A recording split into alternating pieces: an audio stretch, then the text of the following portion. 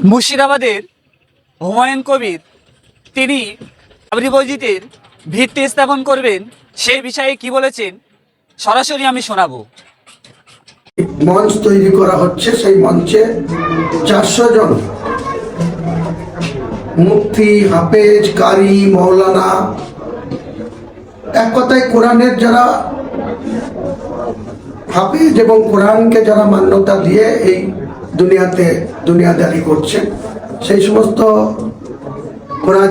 কোরআনের হাফেজ, মুফতি, মৌলানা, কারি সাহেবদের উপস্থিতিতে প্রায় 400 জন এই ধরনের লোকের উপস্থিতিতে আমরা সেই আমাদের যে 33 বছর আগে 6ই ডিসেম্বর 1992 সাল যেভাবে বাবরি মসজিদটা মুসলমানদের আবেগ, মুসলমানদের যে অন্তরের ভিতরে যে ক্ষত, 2% উগ্র হিন্দুত্ববাদ করসেবকরা দিনের আলোতে সারা দিন ধরে প্রকাশ্য দেবালোকে প্রশাসনের সামনে, প্রশাসন নির্বিকার ছিল, তাই সেদিনকে এই বাবরি মসজিদের ধাঁচা বা বাবরি মসজিদের ইমারত 2% করসেবকরা ভেঙে ফেলতে পেরেছিল বা তারা তাদের সার্থকতা লাভ করেছিল। তারপরে অনেক আইনি জটিলতা, সেই জটিলতার মধ্যে শেষ 2019 সালের নভেম্বর মাসে মহামান্য সুপ্রিম কোর্টের বিচারপতিগণ যে ঐতিহাসিক রায় দিয়েছিলেন, তাতে বলেছিলেন যে রামলালার জায়গায় বাবরি মসজিদ প্রতিষ্ঠিত করে গিয়েছিলেন বাবর সম্রাটের সেনাপতি মীর বাকি।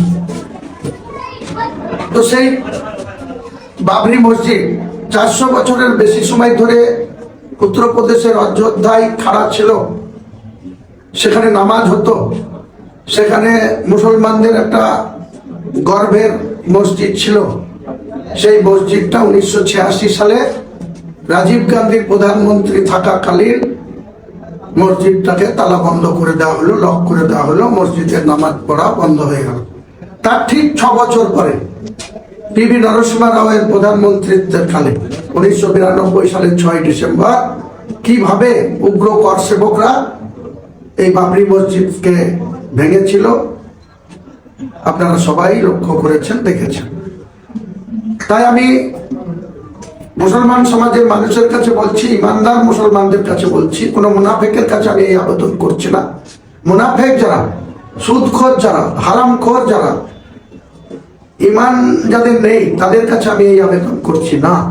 প্রকৃত ইমানদার মুসলমানের কাছে আমি আবেদন করছি যে কালকে পবিত্র যে মসজিদের একটা ভিত্তি স্থাপন হবে, কাজ কবে থেকে শুরু হবে ইনশাল্লাহ মুসলমান সম্প্রদায়ের মানুষের সহযোগিতায়, তাদের আর্থিক সহযোগিতায়, তাদের মানসিক সহযোগিতায়, তাদের সশরীরের সহযোগিতায় আমি আগামী দিনে কামিয়াবি হব বা এই মসজিদ গঠন করব ইনশাল্লাহ।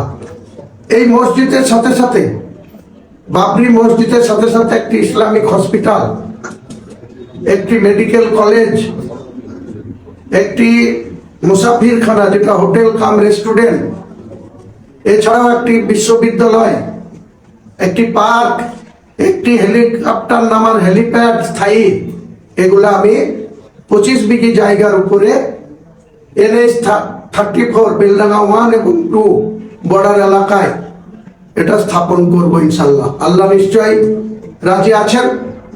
আল্লাহ রাজি থাকলে আল্লাহকে খুশি করার জন্য গোটা মুর্শিদাবাদ জেলা না, গোটা বাংলার মুসলমান না, গোটা ভারতবর্ষের মুসলমানদের এই আবেগ, যেভাবে উগ্র করসেবকরা এই মসজিদ ভেঙে ফেলেছিল, সুপ্রিম কোর্ট কোথাও বলেনি যে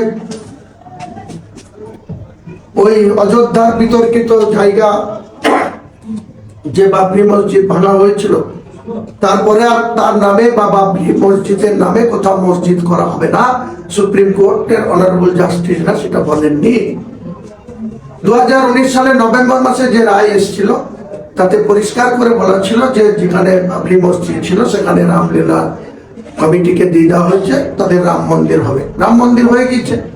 আদরণীয় প্রধানমন্ত্রী জি 2024 সালের 22শে জানুয়ারি সেটা উদ্বোধন করেছেন, আমরা তার কোনো বিরোধিতা করিনি, আজও করছি না, ভবিষ্যতেও করবো না।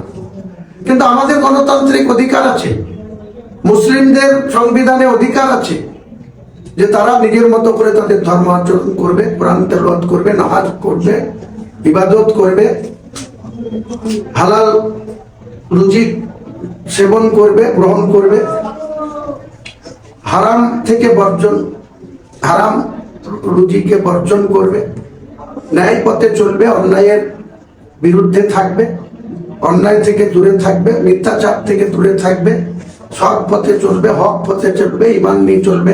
আমরা মুসলমান, আমাদেরকে মরতেই হবে। আল্লাহ যেদিন আমাদের ডাকবে সেদিনই আমাদেরকে কিন্তু যেতে হবে। 3.5 হাত কবরের মধ্যে আমাদেরকে থাকতে হবে, আল্লাহকে জবাবদিহি করতে হবে। তাই মুসলমানদের কাছে আমি একটাই আবেদন করব, আপনারা ইমানদার হয়ে কবরে যাবেন, না মুনাফেক হয়ে, না ইমানকে দুর্বল করে হারাম খেয়ে কবরে যাবেন। কবর কিন্তু কারোর জন্য মাপ নাই, কবর কিন্তু কারোর জন্য ছাড় নাই। তাই আমি মুর্শিদাবাদ, বাংলার মুসলমান, একদম কুচবিহার থেকে দক্ষিণ 24 পরগনা, উত্তর 24 পরগনা, হাওড়া, হুগলি, নদিয়া, পূর্ব বর্ধমান, পশ্চিম বর্ধমান, পূর্ব মেদিনীপুর, পশ্চিম মেদিনীপুর, বাঁকুড়া, পুরুলিয়া, ঝাড়গ্রাম, মালদা, মুর্শিদাবাদ, উত্তর দিনাজপুর, দক্ষিণ দিনাজপুর, দার্জিলিং, আলিপুরদুয়ার, জলপাইগুড়ি, কুচবিহার, গোটা রাজ্যের মুসলমান ভাইদের কাছে আবেদন করছি, আমাদের এই ট্রাস্টিকে আপনারা বাবরি মসজিদ গঠন করার জন্য আর্থিক সাহায্য করবেন। আমাদের কেনা পাঠানো হয়েছে, বিভিন্নভাবে আপনারা সাহায্য করবেন, কারণ আমি কোনো অমুসলিমের পয়সায় সাহায্য নিয়ে আমি এই মসজিদ স্থাপন করব না। শুধুমাত্র যারা ইমানদার মুসলিম, মন থেকে যারা স্বেচ্ছায় সহযোগিতা করবেন, তাদের সাহায্যে এই মসজিদের গঠন হবে। বাকি যে ইসলামিক হসপিটাল, মেডিকেল কলেজ, বিশ্ববিদ্যালয়,